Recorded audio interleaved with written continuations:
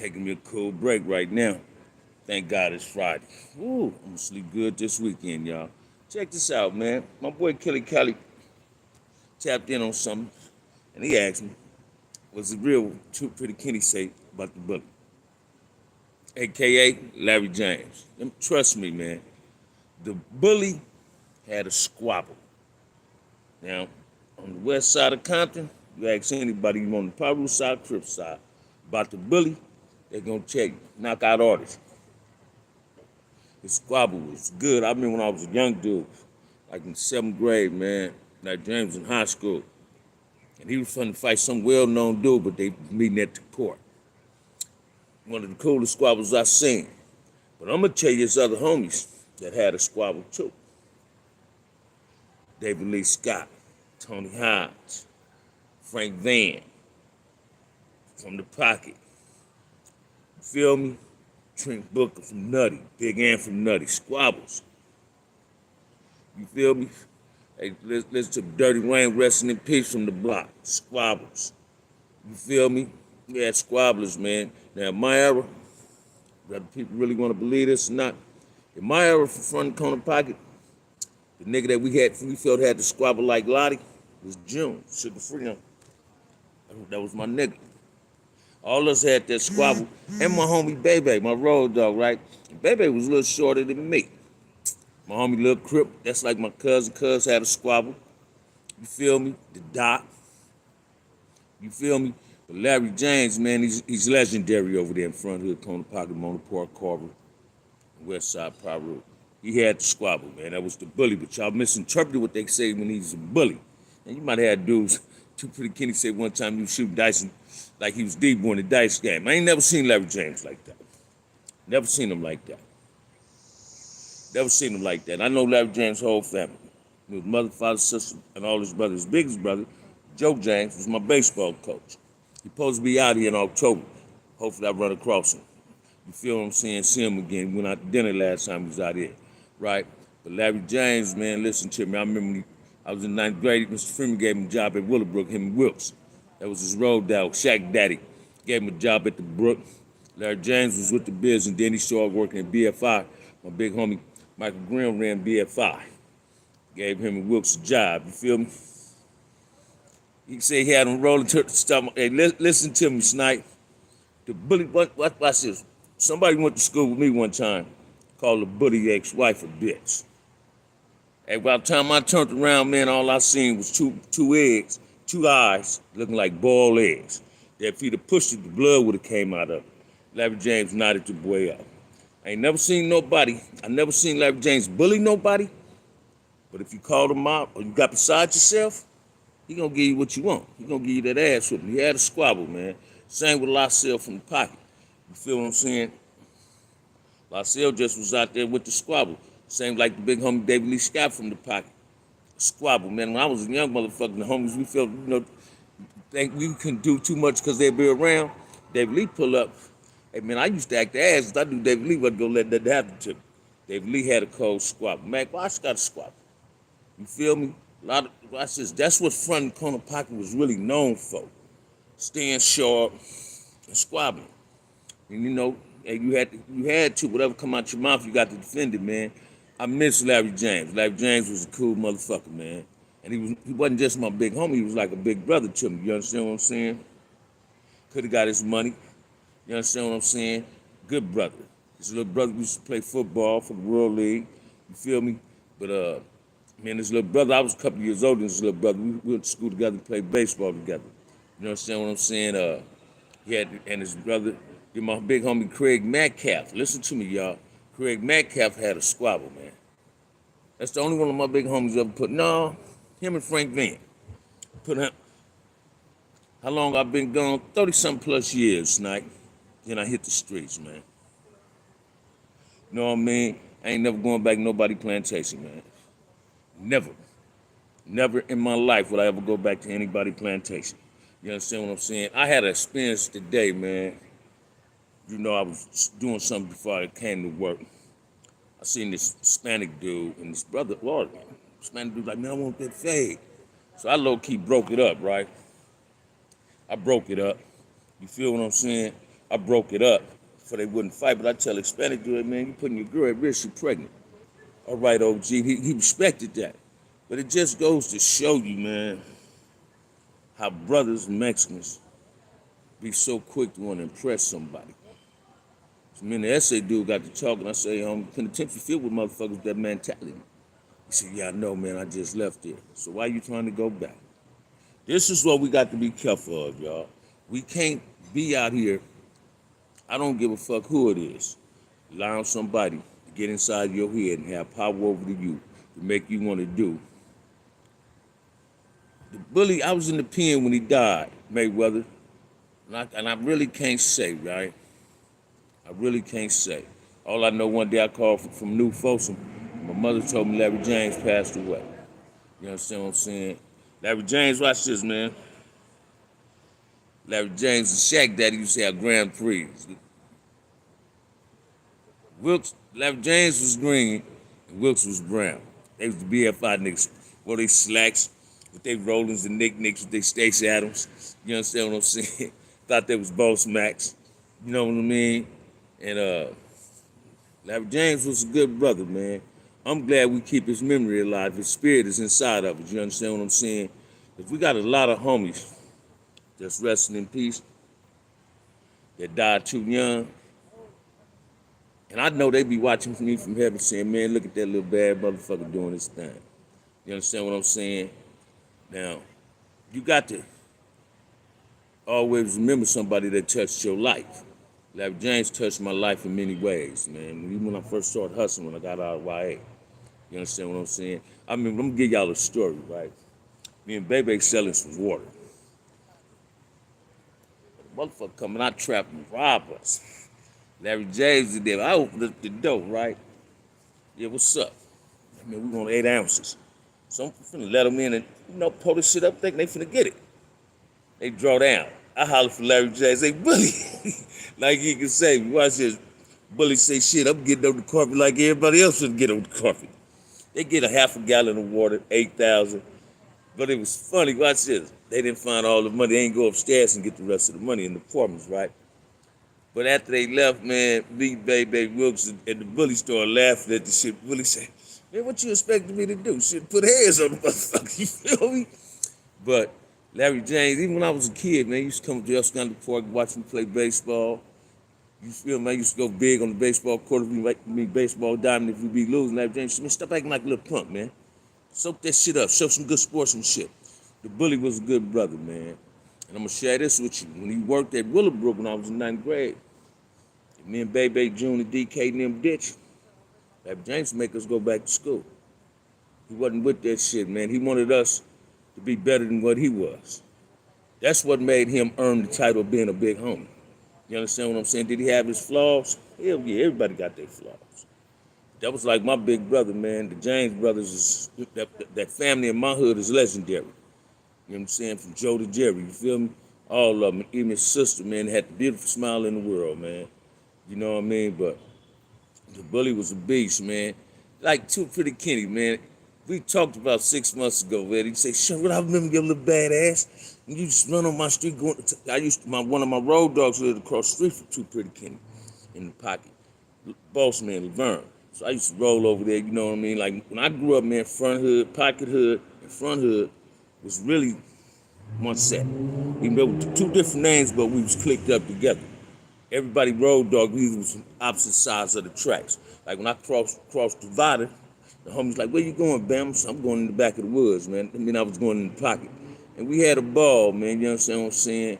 Like my big homie, Frank Van. I used to run Frank Van when he got his 76 Bron. He gave me my first Taylor hat when I was a young dude, man, and shit, I wore that motherfucker to death. Then, like Ray Miller, Aaron, Dean. When they was in the 12th, I was in the 10th. You couldn't fuck with me, man. I remember one time we was shooting dice. Motherfucker said, man, you better roll them dice, but I'm fine. Tease, and they don't know it, though. Aaron said, man, he got little ass hands, man. Catch what you don't see, point, see money gone. So I used to make outrageous bets that dudes didn't understand what I was seeing. Bet I throw 14 top and bottom. You feel me? Bet I roll an ace every roll. And I used to kill him on that, man. And Avery used to be betting over here with it like a motherfucker. Michael Stone from the pocket had a squabble too. You feel what I'm saying? Bigfoot, man. I miss my big homie. You understand what I'm saying? But it was dudes back there, man. When I was coming up, a lot of them had major squabbles. But a lot of my big homies, it's too pretty Kenny age, man. When they got out of high school, they put that blue rag down, put that money, start getting money. Start being real boss players. You feel me? Great Cross, Pat, Mac Washington. You feel me? And that's what made us put the H behind the F, man. We wanted to be like our big homies and dudes. They stayed in Taylor, so we had to be like that. Hey, watch this. Snoopy Mac. Yes, it was. Yes, it was. Yes, it was. Front pocket, homie. If you get into it with the pocket, you got into it with front hood, and we was gonna be there to put chips on it. And that's just what it was, Snoopy Mac.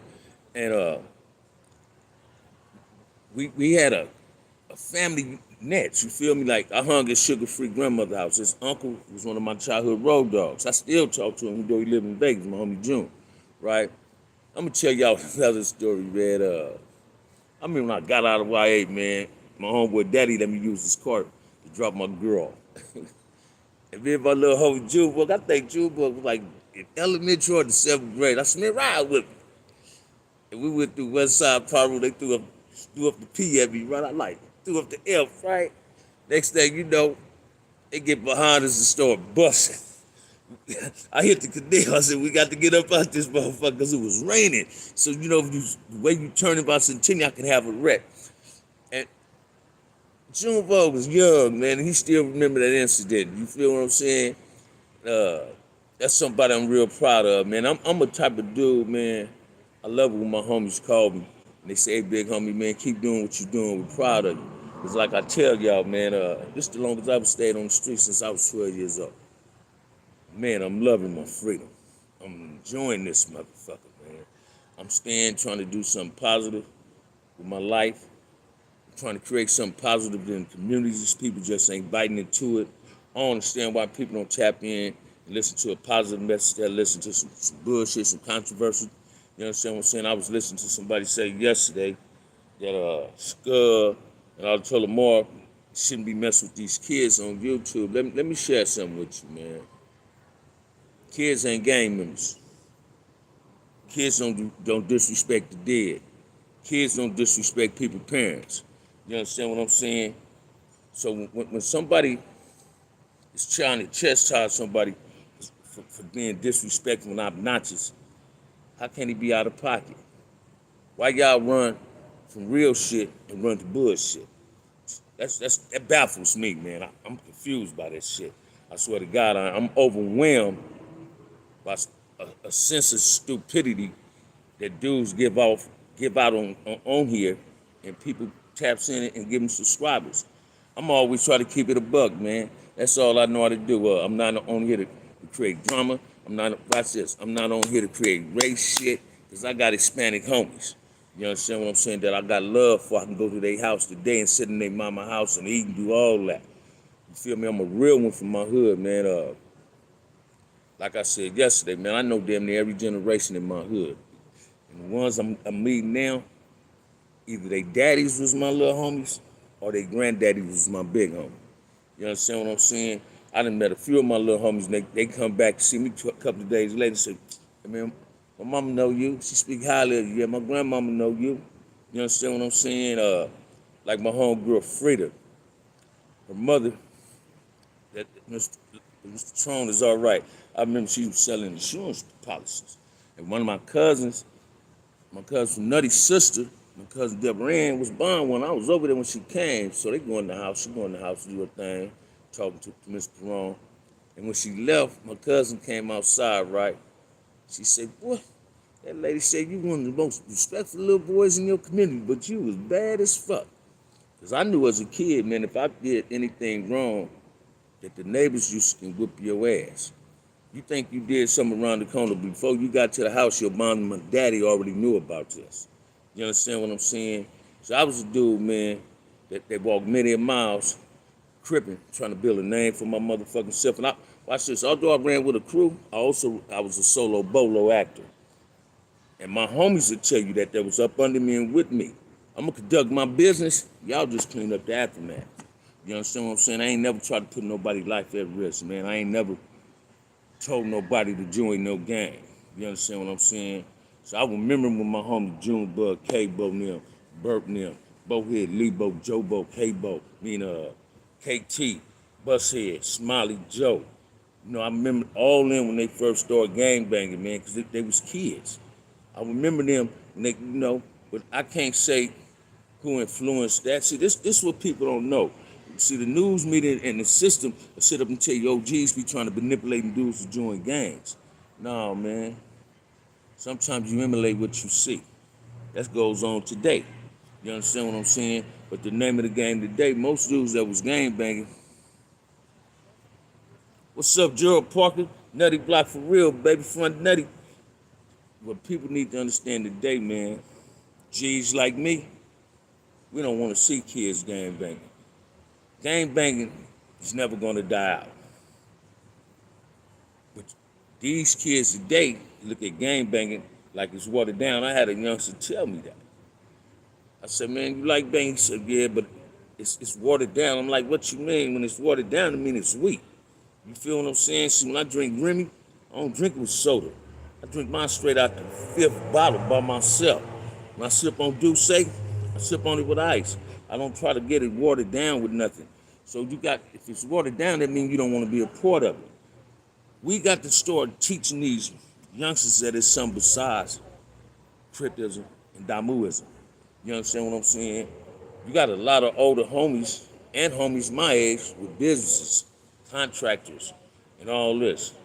And in the summertime, they need to start going in the community, getting some of these young dudes, 12 and 13 years old, teaching them how to paint, teaching them how to lay tile. Give them some skills, man. Before they end up, the only skill they gonna get is putting that rag in their pocket, that blue or that red rag in their pocket, and putting the pistols in their belt, man.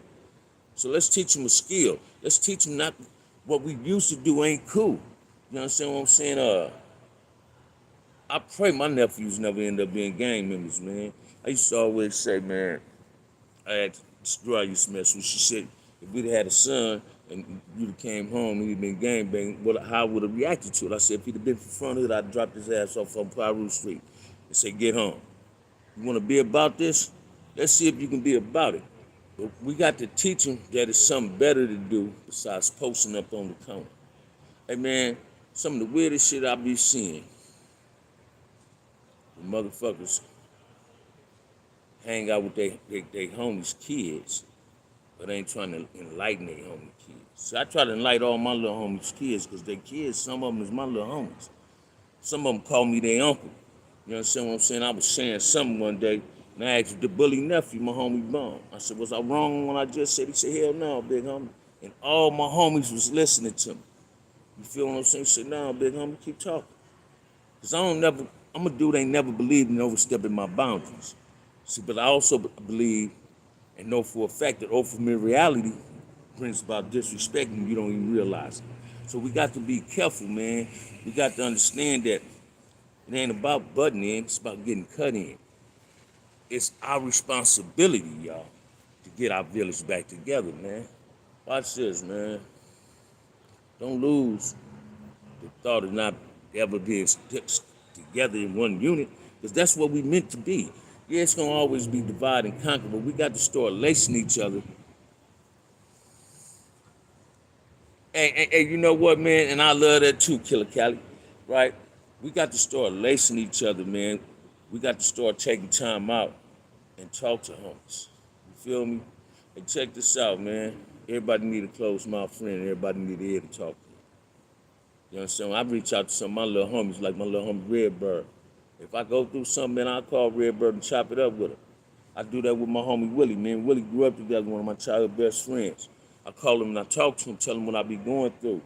They say, man, sometimes you need that advice. And you need to get it from a person you know that genuinely got love for you. You feel what I'm saying? Hey, man, check this out, man. Everybody can't be your friend. Everybody can't be your friend. You feel me? Everybody can't be your friend, so pick your friends wisely. Don't just decide to let this be your friend because this is where y'all grew up at. No, man. The only motherfucking hurt you is the motherfucker that know you. You feel me? because you're already watching everybody else. And watch this, Snoopy Mac. And that's what don't nobody know. Most of the youngsters out there banging, that's just what they want, man. They want some love and some acceptance. And see, when they see these OGs that ain't respecting them, they get belligerent and they get hostile. And they, some of them, not all of them, some of them start looking at the rest of the OGs in the same category. I'm just glad I ain't put in that category. You understand what I'm saying? We got to learn how to respect one another, man. In a real way, Blade, we got to learn how to respect each other, man. Ain't nothing wrong. We can't always blame shit on this younger generation. Cause listen to me. I got a nephew, Ron. My nephew, man. Man got a good ass job, married to my niece, and raised 4 hell of a handsome ass boys. You feel me? And respect do goes a long way, man. Listen to me, Snipe. It goes a hell of a long way, man. That's why I love fucking with these youngsters, man. You know what I'm saying? They keep me on my P's and Q's, man. You understand what I'm saying? Cause my little homies will tell me in a minute, what you want to push up for? What you want to pull up for? Oh, man, this ain't your era. You feel me? But when they be at the barber shop and something, I ain't seen a motherfucking Wild Bone and Redbird T-Tuck, and them be like, hey, come on, man, Buddha them. And me and Bone and Buddha, we smoke our cigars and get our drink on, eat. You understand what I'm saying? And we parlay. And what they give me there for, watch this, man. They give me there to go down memory lane so I can tell them things about the hood that they never knew. So they seeking information. So you lost if you ain't got no information, man. That's why a lot of dudes trying to blow their neighborhoods up. Because they ain't know if their neighborhood was with it. They don't know who the founders of their neighborhood. Watch this, man. I don't like motherfuckers that be putting it on their dad, on the dead homies. On God. On God what? On the dead homie what? Stop blowing your homie back up, bring him back alive and kill him all over again because you just said you was going to do something and don't do it. You understand what I'm saying? So we got to start having an open line dialogue, a positive conversation with our homies, man. Communication go a long ways. As long as it's respectful. Stop talking at a person and talk to the person. Start sometimes, man, be slow to speak, but quick to listen. This is what we got to do, right? Watch this, man. A young dog can't teach an old dog nothing, but an old dog can teach a young dog some old tricks. You understand what I'm saying? Peep game, baby. This is what it's about. We got to get away from these other motherfuckers that speaking rhetoric. Oh, this OG ain't shit, this OG ain't shit. Hey, man, there's a whole lot of OGs ain't shit, but it's a whole lot of young motherfuckers and in-between motherfuckers that just full of bullshit and ain't worth shit either. You understand what I'm saying? Stop, watch this, man. Most dudes that speak down at OGs because they got a lack of father figure. And I'm talking like Charleston White. He didn't have a father. So he looks down at OG motherfuckers. Hey, watch this, man. You can't blame for nobody for your bullshit but yourself. Hey, thank you, Blade. I try to keep it positive, man. Don't get me wrong now, Blade. I'll go in if a motherfucker want me to go in. Y'all share this shit with y'all friends, man. And haven't hit the. I ain't had a motherfucking subscriber in 3 weeks, y'all. Y'all come on, hit that like and subscribe button, man. Support the channel, man. And check this out, man. It's almost winter. You know, it's going to be Christmas in a minute. I'm going to try to have a wonderful Christmas. My birthday, I'll be 63 in 2 months. Yeah, my birthday coming. You feel me? Yeah, Blade, I appreciate that. Y'all share this content, man, if I can get these subscribers. Because once I get 1,000 views, I can tap people in, send them a link to get in here. And I'm going to throw some interviews out there at you, man. I'm going to throw some real cool interviews out there at you, man. You understand? Watch this, man. The other day I was somewhere, and a young brother said, man, you know Lil Perry? You a G, you know Lil Perry? I said, Perry who? And I showed him dude on YouTube. I said, you talking about him, Perry Henderson, OG Eastside Castle Crip, Baby Crip? I said, yeah. Listen to me, man. I was a Crip dude, man. When Nine Deuce Hoover was out, I used to roll over there fuck with Andy that got killed. You feel me? Listen to me. I fuck with KC for something fuck. You understand what I'm saying? I used to run with Duck when it was 8-9, 2 times for 8-9, neighborhood Crip. You understand what I'm saying? Me, Duck, and Lil Mike from 9-7, man, we used to ride together when we was young motherfuckers, man. You understand what I'm saying? I used to parlay up in the Billings Hood, I'm telling y'all, and get money. You understand what I'm saying? That's why I learned how to fight teams that can get flies a motherfucker at. On the bottoms, man. You know, I got a family on the bottoms. My childhood friends on the bottoms. It's all about communication. I'm gonna share something with you too. Motherfucker say can't nobody come in your neighborhood. Every hood let somebody up in there that's respectful, no matter where you from. If you know how to respect other people, people gonna respect you. Respect go a long way, man. And this is what we got to learn to get to this other generation. You know what I'm saying? So I'm throwing it back out there that if anybody in the greater Los Angeles that own a business, got a residence, a house, and it's gang graffiti on your garage door, whatever, got gang graffiti on your building, your business, buy the paint, reach out to me, and I'll paint it for you. I'm not gonna paint the whole house, I'm not gonna paint the whole business. Wherever you got gang graffiti at, if you buy the paint, I'll repaint it for you. You understand what I'm saying? That's us on me, man.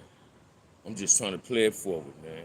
I'm just trying to show you that it is some good OG motherfuckers out here. And we got a good heart. And we really want peace out here. So I commend dudes like Melly Mill, Kill, and Mac. Gangster, my homie. You feel what I'm saying? And Loco. Everybody got their own inch. You know what I mean? And we got to give it to the community, man. We got to bring our village back the way it used to be, man. Because these streets is wicked. It ain't just in LA. It's everywhere, man. Down south, Chicago. We got to show people, man, it's all right to be a black man. And not killing each other mean we love each other. This is what we got to start showing these people, man. You understand what I'm saying? And I share that with the brown community too. Because blacks and Hispanics sometimes get manipulated by the system at going at each other. So when you hear motherfuckers say, the prison politics come to New York, and the prison politics is being paid because most organizations is puppets for the administration. Is the one who allowed themselves to have alliance with the administration was puppets for the administration to create racial bullshit. So they feed it back to the streets. You understand what I'm saying? They feed it back to the streets. Then your homeboy, I'm gonna share something at you. When a motherfucker's trying to bring politics to the streets, he ain't loving you. Because the end result of the politics being played on the streets is two end results: death or prison. He trying to send you to either get you killed or get you put in prison where he at. Hey man, don't no smart motherfucker want to be in prison. And it's a worldwide struggle. You absolutely right, man. Man, say it again, Snipe. And this is what we got to start displaying, man. I really wish some brothers would reach out to me, man. And let's create a round table in LA. 3-4 people from each hood. Let's have a dialogue. See what we can do. You understand what I'm saying? I guarantee you, man, we can create something positive for these communities, man. You feel what I'm saying? Because I got partners from all spectrums, man. Damus and Crips, man. You understand what I'm saying? I ain't got no enemies, man. Bloods ain't my enemies no more, man. You understand what I'm saying? And all of them were my enemies when I was gangbanging. I had partners from over there. This shit wasn't personal, it was business, man. And they knew this what it is. Crips and Bloods hustle together, man. You understand what I'm saying? Crips and Bloods work together. This is what we got to learn and teach people, y'all. That it's something better than what it used to be. Let's take this shit back to how it used to be in the 60s. Stop listening to these motherfuckers that was king it, as they say in the penitentiary when they was king nothing. You understand what I'm saying? Wasn't no one-man wrecking crews in the penitentiaries, man. You understand what I'm saying? Wasn't no one-man wrecking crew in the penitentiaries. It take a collective to be successful up in there. You understand what I'm saying? There wasn't no collective successful in there.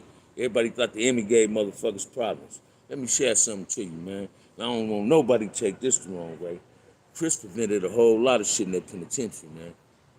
Yeah, we prevented a whole lot of shit. Cause although motherfuckers got at us, we got to them too. I'm proud. I said with pride that I was CCO, Consolidated Crip Organization, but the F never left me. I still kept it in me. You understand what I'm saying? What's up, Gomez? You feel me? And this is what y'all need to understand. Teamwork make that dream work. You ain't lying, Blade. And that's what we need. So I need people to hit this like and subscribe button, support the channel, and we gonna start getting this shit together, man. Cause I'm on some positive shit. I ain't on no bullshit, man. Don't run from this real, man. Stop running to that bullshit and run to this real shit. I ain't just shouting. I'm really about it, man. You understand what I'm saying? With that said, y'all, peace, love, and happiness. Like and subscribe, man. Support the channel, OG Bam. Love y'all, man. black and brown community, man. Bloods and Crips, keep it straight, man. Let's stop the madness. Let's learn how to love each other, y'all, because we all brothers. With that said, y'all have a wonderful Friday, man.